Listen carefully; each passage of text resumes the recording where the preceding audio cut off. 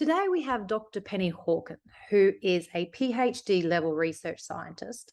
What makes her so interesting is she's created a business called Alternate Touch, which specializes in equine supplements. Sorry, having to get that all in my head straight, otherwise I get jumbly tongue. Now, she founded this business after rehabilitating her heart horse Midnight. And with her research background, she went down the path of holistic management. So today she's here to talk to us, and I'm very excited about it, which is creating calmness from within. So hello, Penny. Hi, thank you so much, Lonnie. It's great to be here, and hi to all the Late to Bloom Cowgirls crew. I'm also a Late to Bloom Cowgirl, very much so. So it's really my pleasure to be here today. So I want to start off by saying, kind of we've all been there, whether it's been yourself, or whether you've just kind of paid witness to it, that you're at an event or somewhere, and the horse is just like, they're scared of their own shadow. They're just freaking out. They're reacting to everything. Maybe they might be bucking, they might be rearing, they might just be, pulling back on the lead rope. They're just really entering this real state of fear. And, in the very best case scenario, it's really annoying. It makes you pull your hair out. You've paid all this money to go and be at this event or clinic or whatever it is, and your horse, who maybe is normally quite good at home, is just being an absolute pain in the bum, and you're really frustrated. But in worst case scenario, it can actually be really, really dangerous, and people can get seriously injured, and the horses can get seriously injured too. So, everybody has an opinion, as is often the case in the horse world, and they might be saying, right, well, you need to, the horse needs more exposure. You need to go away and do more groundwork, or people coming from the dominance kind of angle of going, you don't let them get away with that, and make sure you show them who's boss. And my personal favorite, because I had this a lot with my horse Midnight, was, he's just too much horse for you. Just don't worry about it. It's just not for you. And the problem is that, if you're anything like me, you end up with that really chipping away at your kind of confidence. Definitely. And even if you're like normally like quite an experienced horse person, it can leave you feeling really apprehensive about spending time with your horse, and ultimately, can just really reduce that enjoyment. And when did you get that photo of me? I feel like I've done some rides doing exactly that afterwards. I've definitely done a fair bit of that. And so often people, because I am a person who, makes supplements, often people come with these stories, and the first thing that they say is, I need a calmer. And unfortunately, the rider. Yes. And unfortunately, I'm going to tell you that there are no silver bullets in life, right? So you cannot just go and pop a pill, drink a shake, and magically end up looking like Jennifer Aniston, right? It is a combination of looking at your diet, your exercise, but also looking at, okay, why am I overeating? Why am I comfort eating? What's going on in my mind, what's going on with my hormone balances, when we get to this certain age, which I'm resistant to, but having to accept that, our bodies do change, and those changes can be internal, they can be external. We can have external stresses, we can have internal stresses, and all of these things come together, to form the pieces of the puzzle. And our horses are no different. And so there is no magic wand or, magic kind of silver bullet to fix everything. And an important piece of this particular puzzle, which people often try to miss, is the connection between the gut and the brain. And that's really what we're going to focus on today, because it is really a magic key to creating that kind of internal balance. So we're going to talk about a little bit of science. And I'm going to be talking about horses with ulcers, but just as a kind of pretext to that is, it's not, when it comes to gut issues and gut imbalances, it's not always ulcers. It's just that there's been a lot of research in this particular field. So that gives us a good kind of thing to base some of our kind of observations on. So horses with ulcers are more reactive to novel stimuli. Now, what we mean by novel stimuli in the scientific sense is things that are unusual, things that they're not used to. So that might be, you know, the alpaca down the road, you know, when you're walking down there. It might be one of my horses always freak out at like logs lying on the ground. You know, it might be going to an event, you know, where there's lots of other horses running around. It might be going to the beach, you know, where there's lapping of the waves and dogs running around and all those sorts of things. So what happens is these horses that have stomach ulcers they produce more of the stress hormone cortisol, and quite substantially more. So, you know, 26%. So that's about, you know, whatever, 4 times, you know what I'm trying to say. Yeah. Like, it's quite a substantial proportion. And the reason why that's so important is because it reduces the ability of that stomach lining to regenerate. And the reason that that stomach lining is so important is because that lower stomach lining protects the horse from developing ulcers in the glandular region of the stomach. So you end up in this vicious circle, right? Where you have horses that have maybe a low-grade ulceration. They go places, they freak out, they produce more of this stress hormone, their stomach lining becomes more compromised, they get more ulcers, or the ulcers get worse. And so we end up in this really vicious circle. And the reason why this is particularly important is because of this issue with glandular ulcers. So just again, we're not going to go into a heap of detail here, but we have 2 parts of the stomach. So the top half is basically our squamous region, and the bottom half is our glandular region. The acid is produced down the bottom. Now, that bottom half is meant to have its own little protection system, because that's where the acid is produced. The top half doesn't. And so often the ulcers that we see in horses are in this squamous region, because it's like basically the acid splashing up onto that sensitive stomach lining. Now, with these glandular ulcers down the bottom, so when people talk about glandular ulcers or in the pyloric region, which is where the stomach exits into the small intestine, they are nasty, okay? They are nasty, and they are like the ugly sister for multiple reasons, because the scientists have actually literally, they are 2 distinctly different diseases. Okay, so when we say ulcers, we often put everything into a bucket together, but these things are totally different. They don't understand, even papers published, you know, last year, 2021, they don't fully understand what causes them at all. They know that stress is a factor, and basically it's a failure of that stomach lining to protect itself. And they are very, very difficult to heal. And a lot of the conventional approaches for healing ulcers, such as the sort of gastrozole and things like that, your oral omeprazole, for glandular ulcers can not only have a very low healing rate, so the difference of like 14% compared to like 90% for the ones in the squamous region. So very low healing rates, but in a percentage of horses, and quite a shocking percentage of nearly 40%, it can actually make them worse. Really? So, yeah.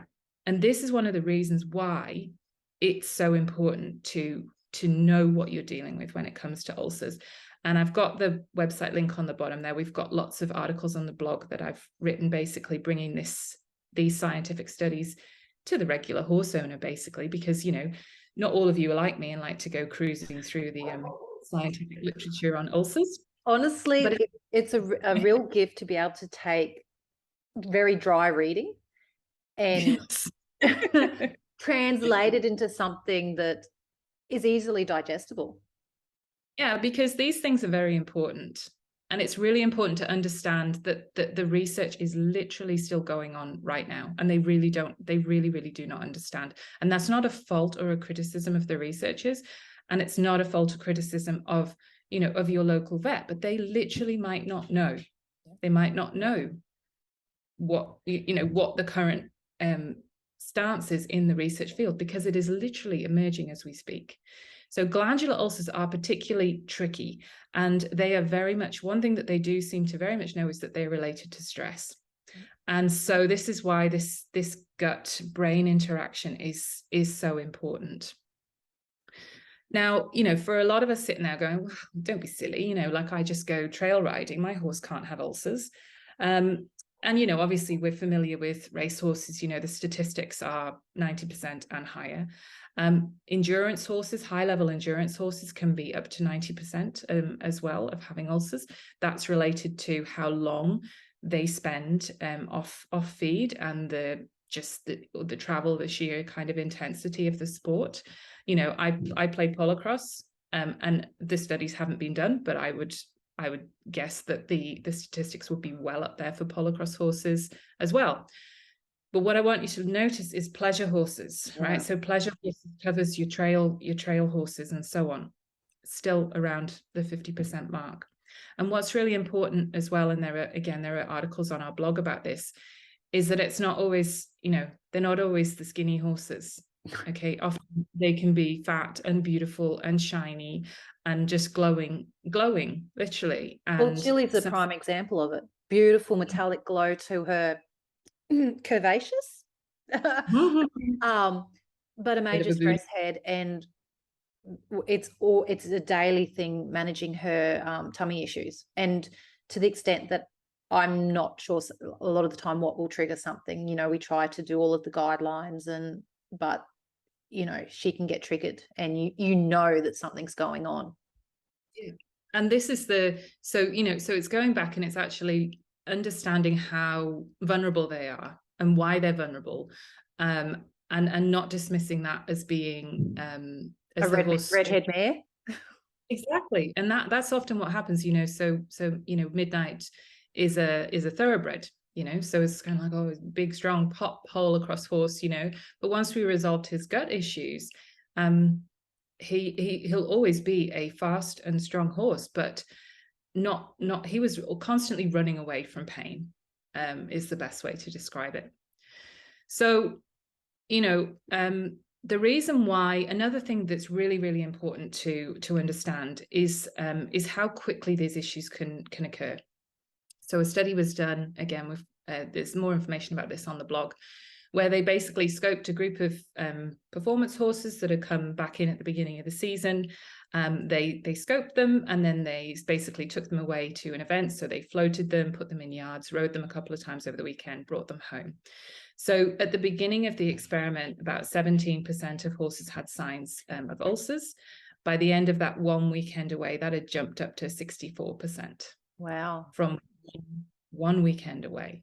Yeah. And for us, and one thing that was possibly even more alarming was that if the horses already had say grade 1 lesions, they elevated in severity to the next level, and that happened in 75% of the horses that have this. So I see it a lot with clients, being in polocrosse, where I initially kind of first started, was we travel a lot. You're going to training, probably every other weekend. You're going 6 hours driving up to Geraldton, down to Coginut, Margaret River, wherever. And so so you can have horses, people with their horses, and they might be a young horse. They'll start off at the beginning of the season, everything's going great. About halfway through the season, wheels all drop off. Yeah. And it's like, what's happened? Where's my horse gone? And like, what's going on? And often it is that impact of work and travel. Yeah. And the final thing to consider is what happens when we ride. So the horse's stomach, as we've said before, we've got the acid being produced from the bottom. We've got this unprotected region on the top, and that supposedly protected region on the bottom, but that's quite vulnerable when the horse is stressed. Now, what happens when we go above a walk is that the volume of the stomach basically just constricts, and so you run this risk of the acid coming into contact with that top unprotected part of the stomach. Also, the acidity drops like a rock, so it just becomes heaps more acidic. And so if you are going to basically do anything other than walk your horse, you need to be protecting the stomach every single time you ride, every single time you hook the float up. Now, some horses are more sensitive, like your horse Chili sounds like she's she's of the sensitive variety. And those horses are even more important to consistently manage. It's like I said, it's not a one-stop shop. It is an ongoing management strategy. So it's working out what works for your horse and making sure that you keep that strategy in place. And we're not going to talk about nutrition today, but that obviously comes into it too. Yes, it's and even then, when you think you've got it all sorted out, well, we always go by simple. Yeah. But this mare's taught me so much about nutrition because I've had to. And they do. And those horses are so valuable because they do teach you. And what's important to basically take away is, if you ride and if you travel, your horse could have ulcers. And then I'm just going to put a little asterisk in there and say it might not just be ulcers. It can also be issues further into the hindgut, which again are less well understood, easy to quantify, and so on. And those gut issues could be causing anxiety. So what are we going to do about it? And the first thing is, from my perspective, is I always say we've got to start with the gut. You've got to restore and repair and protect the gut. Now, obviously, a lot of the time with ulcers, medication is the way to go. And I always tell people, you have to start with your vet. You have to consult your vet. You have to know what you're dealing with. Because as I said before, if you're kind of just, it's like throwing paint at a wall. If you're doing something and just hoping it's going to stick, knowledge is power always when it comes to horses. But I've had a lot of horses that will end up at our door because the medication just hasn't worked, or they've been through medication, but they're really looking for something to try to help stop those reoccurrences. What's the next step? You put them on the paste, but that's only for so long. How do you manage it daily or in stress events? Exactly. And that's really the key in terms of managing it. And the other thing that people have to remember is that what the medications do typically is that they will knock out the stomach acid. Yeah. Now, the issue with that is that, if the stomach acid wasn't important to the horse, it wouldn't be there. And horses have evolved to eat 24/7. And obviously we manage them differently. We manage them, however we need to, because of the constraints of our environment and so on. And a lot of those things are part of what causes the problem. So when we knock out the stomach acid, what's happening in the rest of the gut? What's happening to the food that would normally be partially digested in that portion that's now moving into the hindgut? What's that doing to the microbial population? And we don't have the answers to that. I don't have the answers. The scientists don't have the answers. And there's a recent article, which again is on the blog, talking about the researchers now are starting to really get interested in the long-term effects of routine use of things like omeprazole for just knocking out that stomach acid, because as with humans, it's not a sensible thing to do long term, So so basically our products come more from a holistic approach in terms of having ingredients in there to help to protect that stomach lining and to reduce inflammation, to promote healing, to promote a good gut microbiome. And it really is a systemic approach, because if you do all of those things, but you don't protect the horse during work and travel, then you're just going to end up in the same space. And I did a lot of research in the area of temperament, and from experiences that I've had with clients where I've met horses with the same sire. It's often the sire. I don't know whether that's just anecdotal, but that I do feel that there is likely to be a hereditary element to it and a predisposition.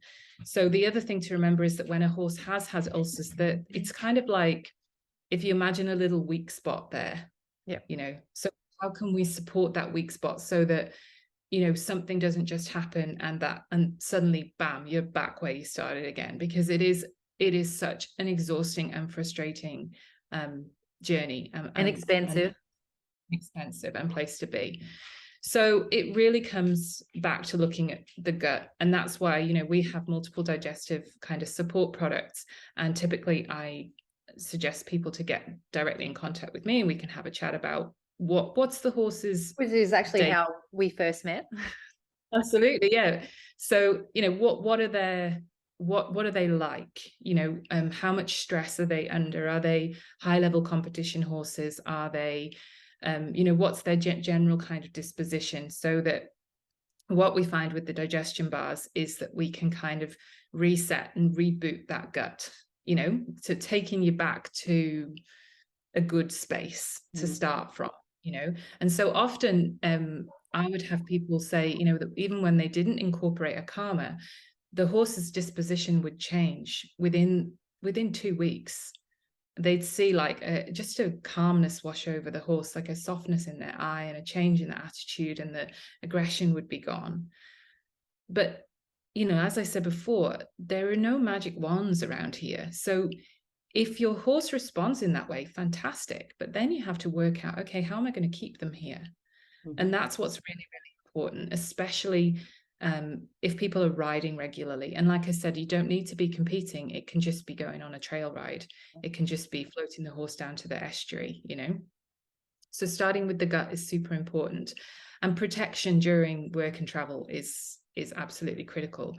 So with my horse Midnight, he came amazingly good on the bars, working beautifully at home. We're going to our next polocross carnival. This was like the first one after we'd kind of rehabilitated him, and it was a very long rehabilitation for him. It took me 3 years. And I gave him aloe vera gel, which is what I'd always used before we got on the float. He had some beautiful lucerne hay on the float. He doesn't appear stressed on the float, but travel is a major, major trigger for him. And by the time we got 2 hours up the road to 2J, got him off the float, I'd taken my bars. So I was like, right, I'm ready. I've got everything, you know, this is all going to be good. And he wouldn't eat the bars, which is unheard of for him. Yeah. And the kind of the Chinese sort of medicine also indication points had kind of flared up in reactivity. And so I was like, okay, this is interesting. So I started to get really interested in travel. And okay, so, you know, the aloe gel wasn't cutting it. The lucerne hay wasn't cutting it. What's going on when they travel? And what's really interesting, and again, this is in the blog, is that when we travel, the stomach actually becomes more alkaline. So you'd think it could be more acidic, but it's not. And the scientists believe that it's because of a regurgitation of the matter from the small intestine back into the stomach during travel. And so if you imagine it, you know, going back to your kind of chemistry, you know, you can get burns from alkaline as well as you can from burns from acid. And so you know, there's definitely this relationship between travel and ulceration, but how that's being caused is not super clear from the perspective of the research. But it does appear that it's not the stomach becoming more acidic, it's becoming more alkaline.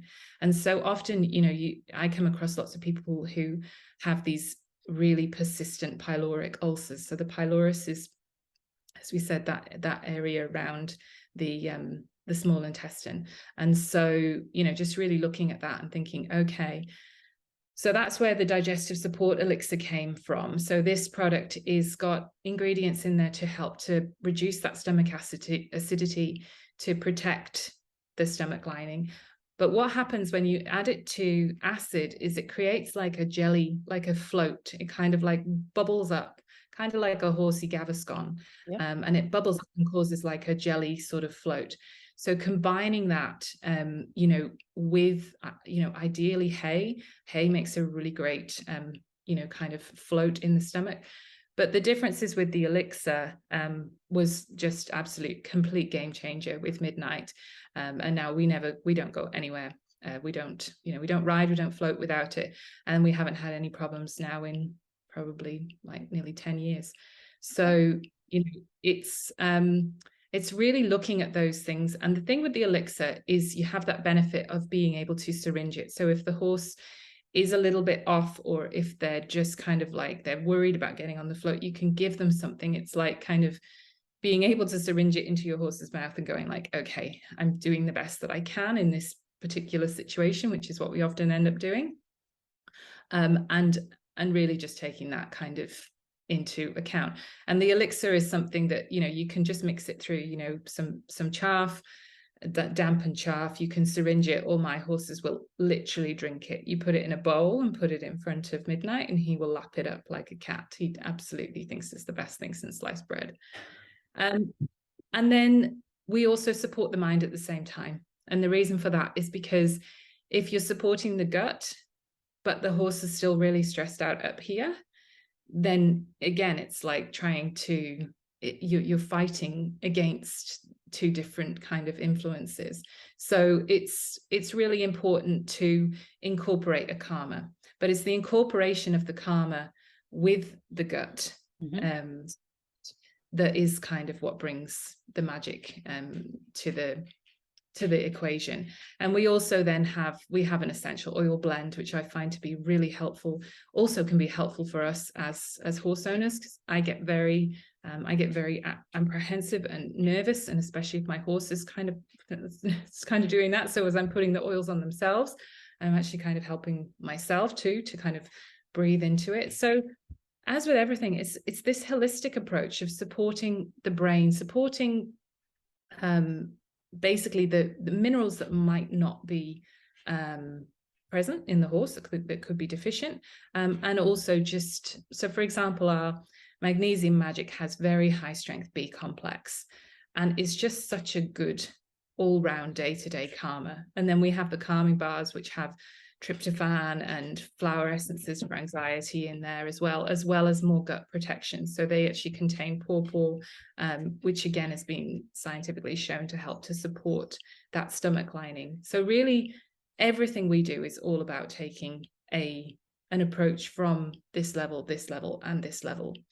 And the reason why it's so important is because by doing that, it then allows us to create a blank canvas for that horse to work on, for us to work on our horse with exposure and groundwork and training, because those things are super, super important. But it's like trying to do something if your mind and your gut and your body is just all over the place. Like we know as people, we're so much more efficient and effective in what we do when we're calm from the inside, you know. So that's basically where we're going to kind of wind up. So all of those, what I just want to say is that it's not about these things being a magic wand, it's about them being a part of the equation. So once you've actually got the horse to that place, then you can go to your training approaches to actually give the horse the best possible chance of taking on those training approaches and giving yourself the confidence that your horse is in a good space. I know they're in a good space. I know I've done the best that I can for them.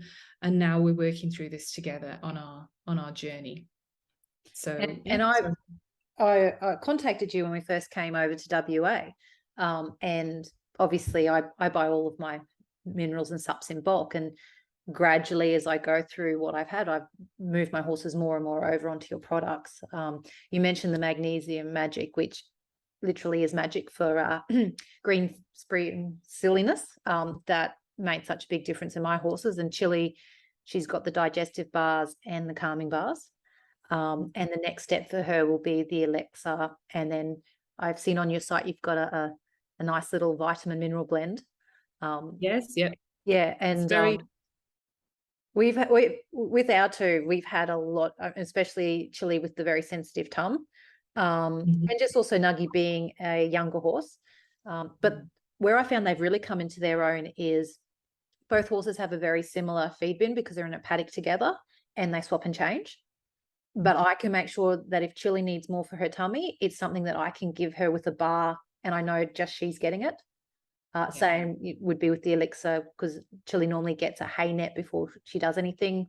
She'd get the elixir just in a small thing. And I really like that idea when you have got that sort of herd management system in place.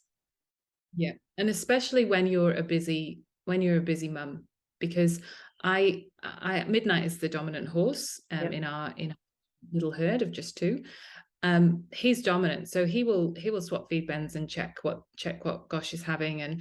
And so if it's the same thing, if I know that one of them needs something and not something else, then that's the benefit of being able to actually physically give them the bar. I know that they're eating all of it. I know it's not going to waste. I know the dog's not ducking in the feed bin and sneaking it out, which he would because he loves them. So it's, and that was where the concept of the bars actually came from. I was doing work with a client, and I would just, at that time I was doing more body work, and I would see these horses and I could just see that I was like, but they need this and they need this and they need this, because as with anything, even with body work, it's not just one thing, it's not just there's always other things going on. And this client said to me, she was just like, oh, it's just all too hard, can you just give me a bar? And that's where the concept of the supplement bars was born. So I owe the lady a debt of gratitude, I think. And a So, couple of bars. Well, exactly. I know I say this all the time, but I learnt so much from this today, and I'm sure everyone will. So thank you very much for your time and the generosity of your knowledge. I will also, you've had your website on the slides, but I'll also include links to your social media where people can contact you and if they've got any questions. But thank you very much, Dr. Penny. You're very welcome. Anytime.